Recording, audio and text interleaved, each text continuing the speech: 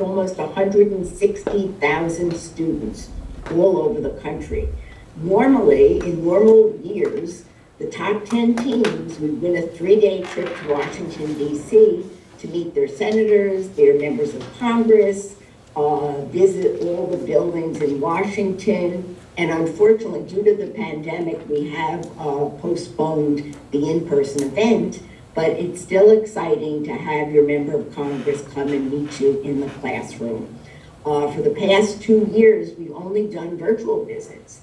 So this year, we're excited that many of these congressional visits are in person. So hope you've been enjoying the program. I'm going to introduce you. I know the Congresswoman will arrive momentarily, but I'll introduce you to my colleague Bradley Edgell, who's with SIFMA in our Washington, D.C. office. So Bradley, take it away. Thanks, Nancy. I appreciate it. Again, my name is Bradley Edgell. I work at SIFMA, which is a trade association. We are the voice of the nation's securities industry, bringing together the shared interests of hundreds of broker-dealers, investment banks, and asset managers. We advocate on behalf of effective and resilient capital markets. I just wanted to introduce you to everyone here. We're really pleased that you were able to take the time to come to Chester High School. Just for your information, everybody, I thought it'd be helpful for you to know a little bit about the public service of Congresswoman Scanlon. She was first elected in November of 2018 for a special election, and she currently serves as a representative of Pennsylvania's 5th Congressional District. Her legislative priorities include voting rights, access to justice, education, supporting economic growth for her region, common sense gun safety, and ending hunger. She currently serves on the House Judiciary Committee, House Committee on Rules, and the Committee on House Administration. Before her election, Congresswoman Scanlon also served as an attorney at the Education Law Center, president of the local school board, and co-chair of the Voting Rights Task Force of the Association of Pro Bono Counsel. She also previously worked at a law firm for many years, serving as a pro bono counsel. She's a graduate of Colgate University and the University of Pennsylvania Law School. We welcome Congresswoman Scanlon. Thank you for your time. Hi, Congresswoman. How are you? Again, my name is Chastity King. I am the marketing teacher here at Chester High School, and we want to thank you so much for coming here. Recording in progress. We want to thank you for coming here today to talk to our students about the stock market. This has been an interesting journey for them. The students always talking about they want to make money, and this is a great way for them to learn and to have a representative to come talk to them about stock market. So thank you so much for coming. And we actually have a certification for you. Oh, great. So okay. 1 second. Okay.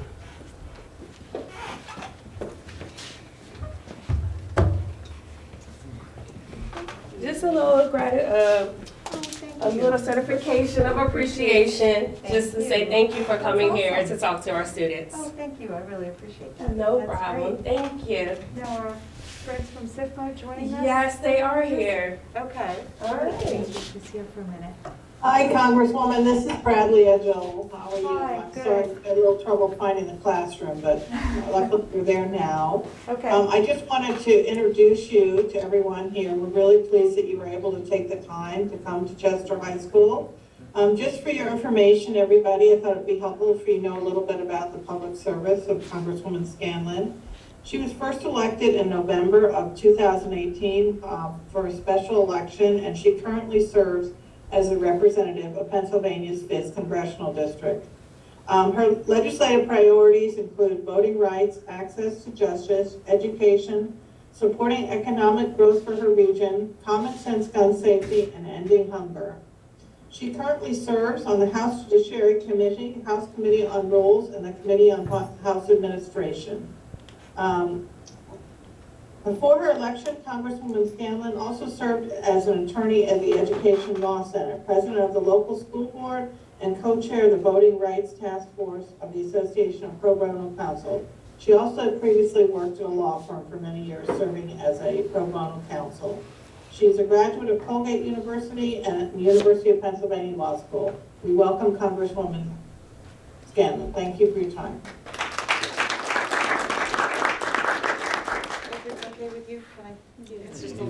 to talk and for you to hear maybe. So I think I need to get some advice from you guys about how to use the stock market, because that's not something I've ever really done, which is probably a good thing, because I'll talk about that a little bit. We have a little scandal going on in Congress right now with members of Congress trading stocks when maybe they shouldn't. But so as Bradley said, I came to Congress in 2018, so not that long ago. I currently represent Pennsylvania's 5th District, which is all of Delaware County, so includes Chester, part of Philadelphia, so South and Southwest Philadelphia. So I've got all the sports stadiums from the Union up through the Link, the port, the shipyard, the Navy Yard, and I really like having that combination of Philadelphia and Delaware County because it's a regional economy and there are a lot of good jobs there. So a lot of the work we've been doing has revolved around trying to bring jobs back to the shipyard, trying to support the development of more jobs at the Navy Yard. Those tend to be jobs in biotech and kind of cutting edge gene therapy and stuff like that. Trying to draw better connections between jobs that we bring back to this area because we need more jobs here, and then the people who live here, making sure that they get the training, workforce training, college, high school, whatever they need to get those jobs and to be able to get a good living.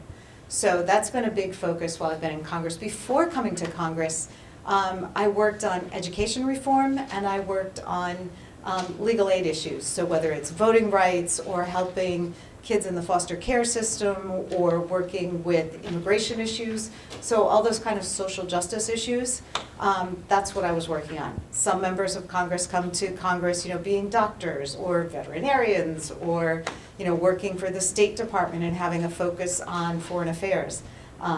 That's one of the things that makes Congress interesting. There's 435 members from the entire country, plus the 100 folks over in the Senate. And everybody brings slightly different knowledge and slightly different priorities. So it's a good thing. It's hard to be an expert on everything.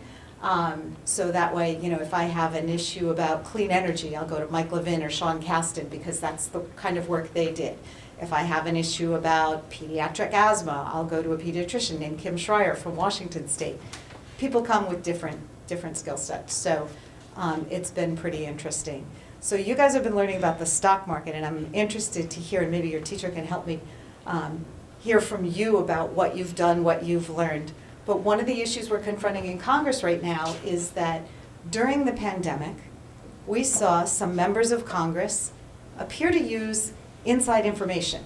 Basically, some members of the Senate early on, like February of 2020, got special briefings about what was going to happen with COVID.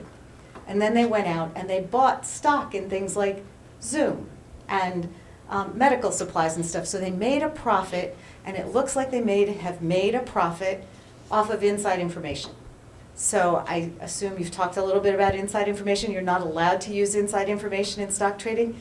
Neither are members of Congress. And back a couple decades ago when there was a scandal about this, there was a law passed to try to crack down on members of Congress, but it hasn't been enforced very well. So right now we're in the middle of hearings about what we need to do to tighten up those laws to make sure that people can't profit off the special information that you sometimes get in Congress. Now, it hasn't been an issue for me. My husband and I own one stock. He had an uncle who worked as an accountant for PECO, for the electric company, for like 30 years. And when his uncle passed away, they gave my husband like 25 shares of stock, and he's had it since before we met, like 40 years ago. So this hasn't been an issue in our family, but it is an issue for people who trade in the stock market a lot. So what should the rules be? Well, if the member of Congress can't trade, could her husband trade? Could her kids trade? So it gets complicated, and it's been kind of an interesting issue to dig into. One of the committees that I'm on is dealing with that. Otherwise, I'm on judiciary because I spent my whole career in the legal services world.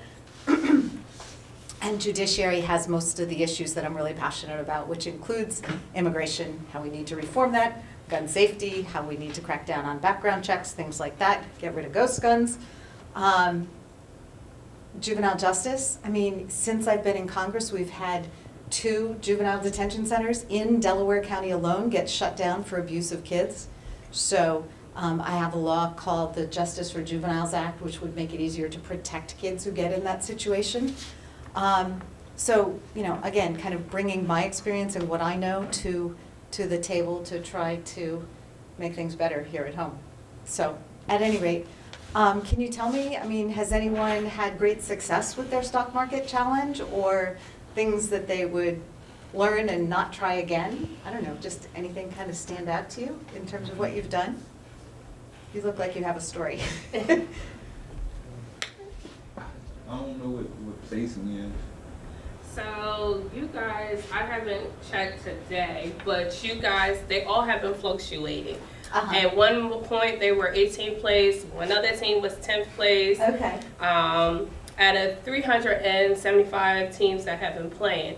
And they had, That's great. it's been good because they had the opportunity to compete against other schools in the state. So it gives them opportunity to be competitive, but in a good way. Like, look, well, maybe I need to trade this company for this company, or I need to sell this amount of shares for this amount of shares. So the students have been trying to, I've been teaching them to do research and pay attention to the news, especially about the economy, because it's going to give you somewhat of a little bit of tips to what is going on and what you should buy and what you shouldn't buy, what you should trade and what you shouldn't trade. Two of my young men over here, Tyrese and LaFinius, have been doing well as well with their stocks. So you guys want to say anything? What kind of guided your choices or anything? Is it stuff you're personally interested in, or stuff? It was more like a real world situation. Uh-huh, That's what kind of okay, So like before the war in Ukraine happened, yeah. yeah, like some like military equipment stuff, like you would manufacture, and that took off That's a lot. really smart, really smart. Okay, anyone else? A couple others, I'm directing shy. A couple others also told them to invest what you purchase. Mm-hmm, So, of course, a lot of them, as you can see, are wearing Nike. yes. A lot of them, it was like, well, I wear Jordans. I said, well, Jordan is part of Nike. So I help them also understand, like, who owns what, so they also purchase that company as well. Or I said, what does your mom do? What does your mom purchase? Starbucks. Or what fast food companies you like. Or we had, I think it was, well, he's not here, another student, they purchased AMC because Marvel was coming out with a new movie, and they were saying, oh, it was you guys, I couldn't remember who it was, Tyrese and them, how Marvel's coming out with a new movie, and tickets are gonna be booming for people to go purchase, to go see the new Marvel movie, so they invested into AMC. And so it's just really helps them to really understand the stock market. And we had actually a couple of students who's eligible to actually start investing in real live stocks, like through Robinhood. Oh, okay. So just a startup way for them to start investing and help them learn how to, invest in certain companies and trade and help them gain money. And they also understand how to do the percentage of gains and loss. So, Oh, that's important too, yeah. Whether Yes. you have more to invest or not. I know when my son was in high school, he's like 27 now, his project was to invest in Nike because he wore a lot of Nike and like that. So that's really interesting. And then yesterday we were at a school in South Philly at Bartram. And there was someone there who'd invested in Netflix based on the movie that's coming out soon, figuring similarly that a lot of tickets were gonna get sold. So that's good. I mean, you figure out how to ride the trends in the stock market. That's how people make money, whether it's investing in the news or what you think is going to trend with popularity. That's great. yes, and it's also another opportunity for students who have been interested in investing or possibly being in finance as well, because I have another young man, a student in here, who has been talking about being an accountant or interested in working in finance, and I think this is a great startup and a great way for them to learn how finance works and how it operates, and how you talk about inside sources and getting the 411 and scoops, and we talked about the Martha, I can't think of her name, Martha Stewart scandal, and that helped them. They were like, Martha Stewart? I'm like, yeah, she had a situation as well. So this has been a great learning experience, and I will continue on using this to help the students understand the importance of finance and investing. Well, my son, who, when he had his high school project, invested in Nike, has ended up going into finance. He went to college, and I think he had a public policy major, but with a finance minor. And so he ended up going to a startup in New York City. It's kind of an interesting niche startup. It's basically, they do credit ratings. You know, if you get a phone or a car or something, you have to have a credit rating. And so they provide credit ratings for people who are here as immigrants, because they don't have a credit rating in the US. You know, they've always banked elsewhere, so they're here to do research, or they're here as a doctor or something, but they're gonna be here for a bunch of years, so maybe they're gonna buy a house or they're gonna buy a car.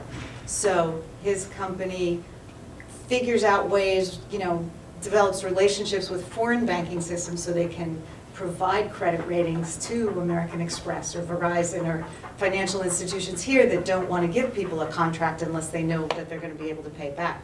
So he's with that startup, and he was employee number 35, and now he's like employee number 68, and he's hoping that it really takes off or something. So it's, you know, started here, started in high school. So definitely stick with it.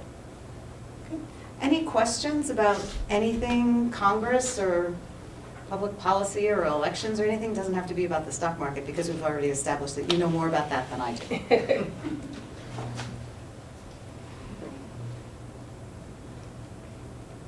Well, we do try to run a lot of projects in my office for young people, for students, especially high school students. So scanlon.house.gov is our website. So some of the things that we have, I mean, there's, if people are into coding, there's an app competition. If people are into art, there's an art competition. We have a congressional youth cabinet for 11th and 12th graders. Nice. We meet about once a month through the school year to talk about what's going on in DC, what's going on in the world, what kind of things, what kind of laws we think we should pass. And most of it's been virtual the last couple of years, but we're hoping to get back to some more in-person meetings. What else, Faith King? Internship. Oh yes, we have internships summer and during the school year by the semester.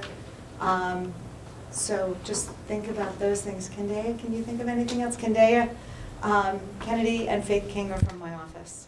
And our office is down in the Power Building, the old Delco Power Building next to the Subaru Stadium. So that's the office for PA5. I have a question. Yeah.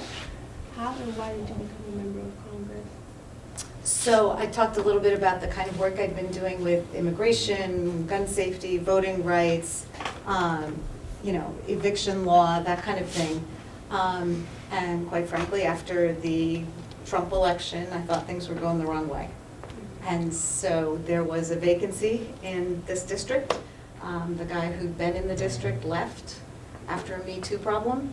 So a bunch of us ran. I think 16 Democrats and 1 Republican ran, but I got to get through it all. So really just trying to do the same kind of work I was doing as a lawyer and as a local advocate, but kind of from a different angle. I have a question. Yeah. What is the role of a congresswoman or man in building the economy? In the economy? In building. Building the economy. Well, we've seen a lot over the last couple years because the economy sort of ground to a halt with COVID and everything. So a lot of our discussions were about what to do about that. And in Congress, and at least with my party, the emphasis was on trying to make sure that people had the resources that they needed to shelter in place, you know, stick it out until things got better. So we had eviction relief plans, pushing money out so people could stay in their homes. We had something called the Paycheck Protection Plan, which was to support small businesses, but not just so that they could pay the rent or that kind of thing, but so that they could protect the paychecks, keep people employed. Obviously, there was a lot done with respect to vaccines and medicines. The child tax credit is one of the things that I'm most interested in. The child tax credit went out to about 75% of families across the country, and it basically was universal basic income for kids. And we saw that over the year that it was in effect, which was 2021, half the kids in this country who were in poverty came out of poverty. Now, we weren't able to get it extended because the Senate can block things, and they have been blocking a lot of things. So in the 3 months since that ended, we've seen over 4 million kids go back into poverty in this country. So, I mean, this is a choice, this is a policy decision, and it's something we want to try to reverse. So what the government invests in has a lot of impact. You know, if we prop up oil and gas companies, then they can do well, but if we invest in clean energy instead, then that becomes more affordable and maybe starts turning the tide on some of our environmental issues. So government can have a big impact depending on what government invests in or what it regulates. You know, if it regulates what gets pumped into the air or into the water, then it becomes more expensive for the companies that have to clean up what they're pumping.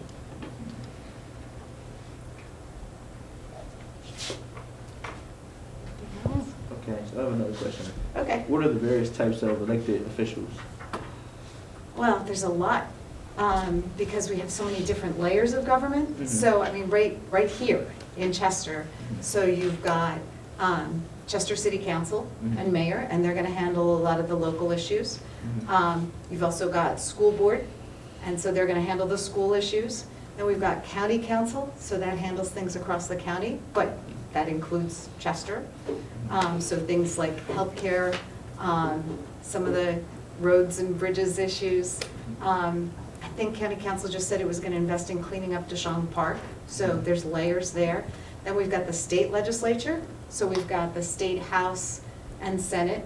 The local reps are John Kane and Brian Kirkland in the state house and senate, so they make laws for the whole state. Then we've got the governor in the state, and then we've got the federal legislature. So I'm the Congresswoman, we've got two senators, Senator Toomey and Senator Casey, and President and Vice President. So most of what the federal government does, it's a lot of funding. So we passed a big infrastructure bill last fall, and that's gonna pay to rehab roads and bridges and Amtrak and all kinds of hard infrastructure stuff, and push out broadband, which is still an issue in Chester. So a lot of those issues, it'll provide funding that'll go through the states. But, you know, it gets more granular as it gets closer. And the closer you are to the local elections, the more narrow the vote counts are. I mean, there are 750,000 people in the district that I represent. I don't have the number for how many voters, but it'll be a couple 100,000 of those folks will vote. But when you get down to a city council race, or you get to one of the smaller townships around here, the elections can come down to a vote or two. So getting involved in things you're interested in is really worth it, because you can have an impact either by running for office yourself or becoming an expert in something you're interested in. Because as I said, you can't be an expert in everything, so you look to the people who have studied an issue and are credible about it and can say, no, this is a problem, and here's what I think the solution is, and here's why I think it's the best solution. I have a question. Uh-huh. With the stock market game, I don't know how to like really say it, but it was this one team. It was like they was always on top, and like I don't know, they. So I think this is more so for you guys, Miss The SIFMA? Right, yeah. So one of my students wanted to know is, do other schools have inside resources per se? Because they were talking about one particular school, they were always particularly in first or second place. And we're like, what do they gotta have some inside resources. So they wanted to know, is there any inside resources particularly with the schools that are participating? I would suggest maybe an answer. And I bet people would ask the same question about Chester basketball. You guys have inside resources? Because you guys are always killing it. But there's a tradition here, right? People participate, Chester basketball is always among the best of the best. But there's a tradition and people kind of teach each other. And just it's a thing to do here, and it's prestigious and everything.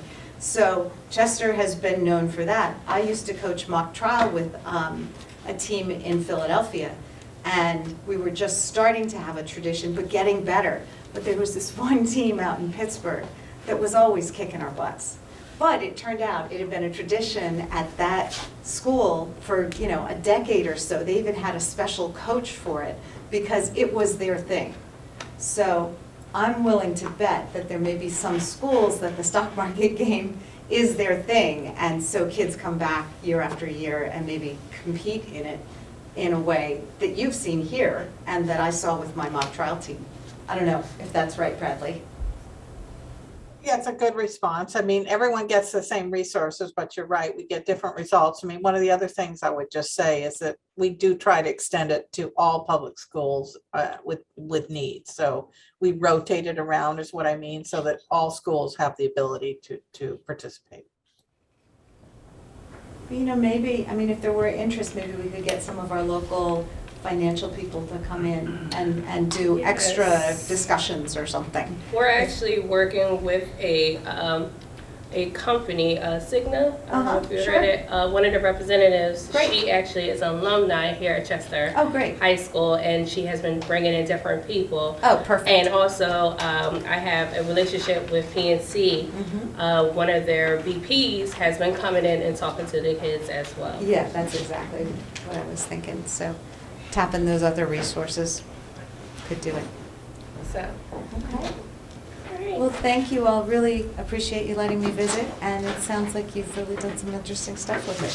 Good questions, too. Good. Yes, thank you. Okay. Thank you so Well, much. thank you. Thank